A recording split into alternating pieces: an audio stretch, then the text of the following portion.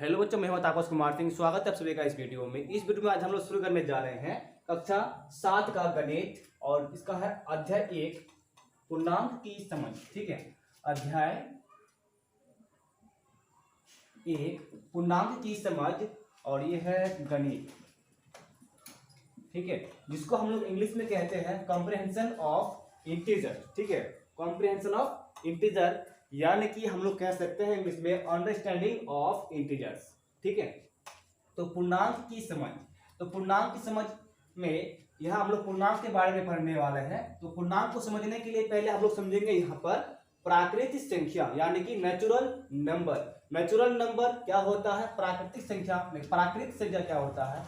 जैसे हम लोग कोई भी संख्या को गिनते हैं, किसी भी चीजों को गिनते हैं तो हम लोग एक से गिनना शुरू करते हैं। ठीक है, यानी कि एक से अनंत तक की गिनती की संख्याओं को प्राकृतिक संख्या कहते हैं। इसे n से सूचित किया जाता है। ठीक है, कोई भी चीज को हम लोग गिनेंगे तो एक से ही शुरू करते हैं।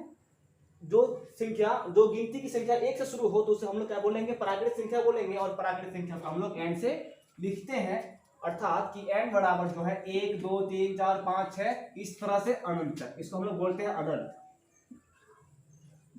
अनंत तक, अनंत तक का मतलब होता है जिसका कोई अंत नहीं हो। ठीक है, तो उसके बाद देखो यहाँ पे प्राकृतिक संख्या को जो है, प्राकृतिक संख्या को धनात्मक संख्या भी कहते हैं। ठीक है, प्राकृतिक संख्या को धनात्मक संख्या भी कहते हैं। उसके बाद हम लोग समझते हैं पूर्ण संख्या। पूर्ण संख्या अर्थात होल नंबर। ठीक है, पूर्ण संख्या यानी कि होल नंबर शून्य से अनंत तक की गिनती की संख्या को पूर्ण संख्या कहते हैं। इसे W से सूचित किया जाता है। ठीक है, हम लोग जब भी कोई संख्या मतलब गिनती करना शुरू करते तो एक से ही करते हैं। अगर उसी में जीरो हम लगा देंगे, अर्थात हम लोग कहें तो प्राकृतिक संख्या में अगर जीरो जोड़ देंगे, जीरो लगा देंगे तो वो क्या हो जाएगा? पूर्ण संख्या हो जाएगा। पूर्ण संख्या मतलब कि जो एक तरह से कंप्लीट संख्या। ठीक है, जो जीरो है वो संख्या को कंप्लीट करता है, इसलिए हम लोग उसको बोलेंगे पूर्ण संख्या अर्थात होल नंबर। ठीक है, तो ये हो गया पूर्ण संख्या। उसके बाद हम लोग समझेंगे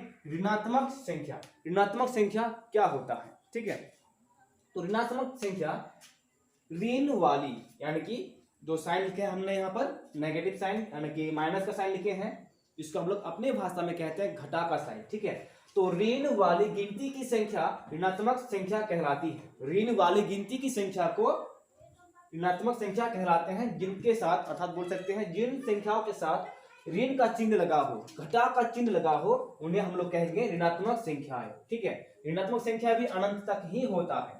ठीक है, तो हम लोग अभी देखें तीन संख्याएं, प्राकृतिक संख्या, पूर्ण संख्या, ऋणात्मक संख्या। और प्राकृतिक संख्या को हम लोग जो है धनात्मक संख्या भी कहते हैं। ठीक है, इतना कुछ देखें।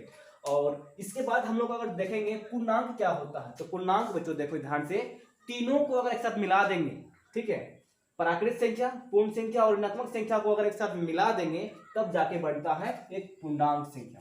ठीक है, पूर्णांक की परिभाषा तब मिलता है हम लोग को जब प्राकृतिक, पूर्ण और ऋणात्मक संख्या मिला देंगे। ठीक है, तो इसको जो है हम लोग एक संख्या रेखा पर समझते हैं। पहले तुम लोग इसको उतार लो। ठीक है, तब हम लोग फिर समझते हैं संख्या रेखा पर पूर्णांकों को। ठीक है, पूर्णांकों को हम लोग संख्या रेखा पर समझेंगे। तो यहाँ पर देखो, यहाँ पर जीरो है। ठीक है, और इससे आगे हम लोग क्या पढ़े? प्राकृतिक संख्या पढ़े, प्राकृतिक संख्या पढ़े, पूर्ण संख्या और ऋणात्मक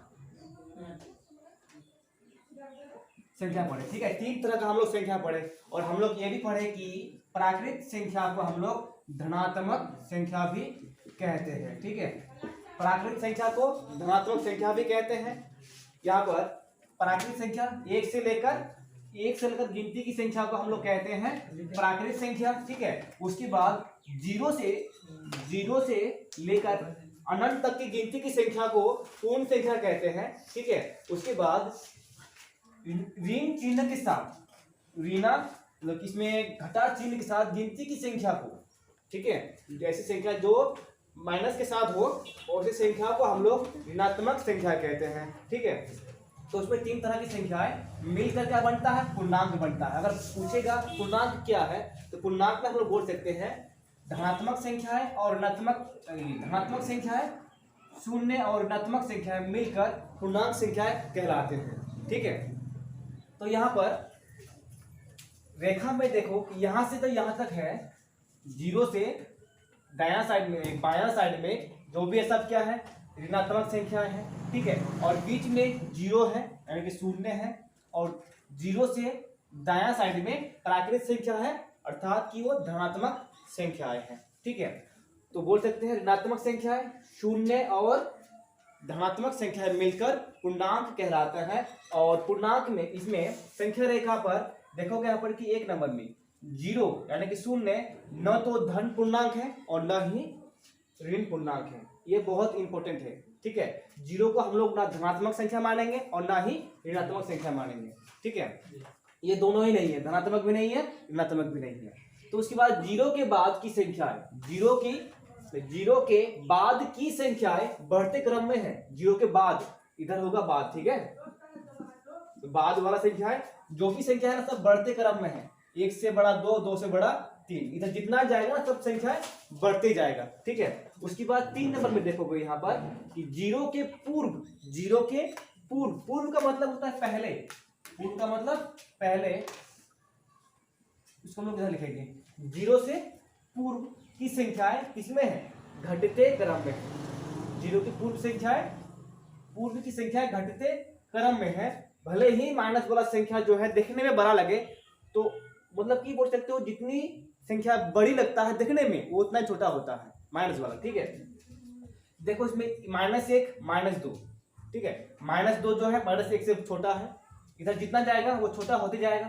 ठीक है, और आगे देखोगे तो इसमें बोल सकते हैं कि संख्या रेखा पर बाएं से दाएं की संख्याएं बड़ी होती है। संख्या रेखा पर बाएं से दाएं की संख्याएं बड़ी होती है।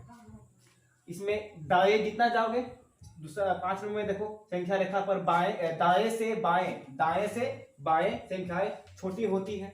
इधर से जितना जाओगे संख्या छोटी होती रहेगा, और इधर से जितना आओगे संख्याएं बड़ी होती जाएगी। ठीक है, उसके बाद 6 नंबर में देखो शून्य प्रत्येक ऋणात्मक पूर्णांक से, शून्य प्रत्येक ऋणात्मक पूर्णांक से बड़ा, ठीक है, तथा प्रत्येक धनात्मक पूर्णांक से छोटा होता है। मतलब कि जो शून्य है प्रत्येक धनात्मक पूर्णांक से छोटा होगा और प्रत्येक ऋणात्मक संख्याओं से बड़ा होगा।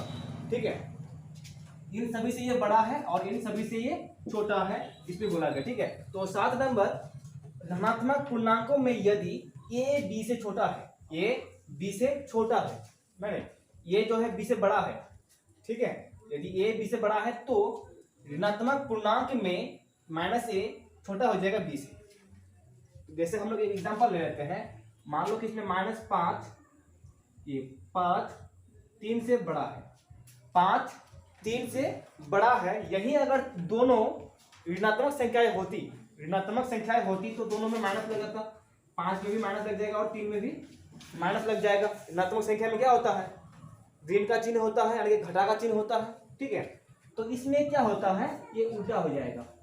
इस बार जो है -3 बड़ा हो गया और -5 छोटा हो गया। ध्यान देना, पहले तो 3 छोटा था और 5 बड़ा था, जब साइन बदल दिया हम लोग, प्लस का माइनस कर दिए, तो 3 बड़ा हो गया और 5 छोटा हो गया।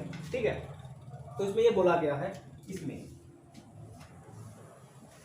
ठीक है, उसके बाद 8 नंबर में देखो, किसी पूर्णांक के विपरीत चिन्ह के पूर्णांक को उसका योगात्मक प्रतिलोम या योज्य प्रतिलोम कहते हैं। इसमें हम लोग बोल सकते हैं, इसमें अगर हम लोग 1 ले लेंगे, 1 का योगात्मक प्रतिलोम -1 कहलाता है। ठीक है, इसमें कह रहा है किसी पूर्णांक के विपरीत चिन्ह मतलब कि उल्टा चिन्ह होता है। ठीक है, अगर प्लस रहेगा तो माइनस, माइनस रहेगा तो प्लस। इसमें अगर 5 का हम लोग निकालेंगे विपरीत चिन्ह तो क्या हो जाएगा, -5 हो जाएगा।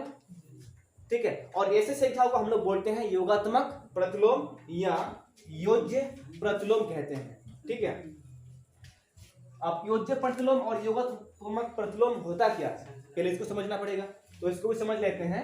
योगात्मक प्रतिलोम या योज्य प्रतिलोम यानी कि ऐसे दो संख्याओं को जोड़ेंगे जिसको जोड़ने पर 0 हो जाएगा। ठीक है, जिन संख्याओं का योग 0 हो जाए उनको ही हम लोग क्या बोलेंगे, योज्य प्रतिलोम। उस दोनों संख्याओं जो है, दोनों संख्या एक दूसरे का योज्य प्रतिलोम कहलाएगा। मान लो कि इसमें 2 ले लिए हैं, इसमें 2 ले लिए हैं। ऐसे कौन सी संख्या होगा जिनको जोड़ने पर उसका उत्तर 0 आएगा? ठीक है, केवल एक ही संख्या हो सकता है ऐसा, -2 को अगर जोड़ेंगे तो 0 आएगा। इसीलिए क्या होगा, -2 का योज्य प्रतिलोम क्या होगा? 2, और 2 का योज्य प्रतिलोम -2। इसका दो नाम है, एक तो है योगात्मक प्रतिलोम और दूसरा है योज्य प्रतिलोम, और इंग्लिश में हम लोग इसको कहते हैं एडिटिव इनवर्स। एडिटिव इनवर्स, ठीक है। ये जो है पूर्णांक संख्या का गुण है, एक तरह से जोड़ घटाव का भी गुण है। इसको हम लोग फिर से आगे देखेंगे इसके साथ, क्योंकि इसके साथ हम लोग पढ़ने वाले हैं संबरक नियम यानी कि संवृत नियम, ठीक है। उसमें क्या था, पूर्णांकों का जोड़ व घटाव का गुण में हम लोग पहले पढ़ेंगे संवृत नियम अर्थात संबरक नियम, उसके बाद दूसरा पढ़ेंगे क्रम विनिमय नियम, तीसरा पढ़ेंगे सहचार्य नियम, और उसके बाद हम लोग पढ़ने वाले हैं योजनात्मक प्रतिलोम, ठीक है। तो पहले इसको उतार लो, उसके बाद हम लोग जो है नेक्स्ट क्लास में पढ़ेंगे पूर्णांकों के जोड़ घटाव के गुण के बारे में, ठीक है। बस आज के लिए इतना ही।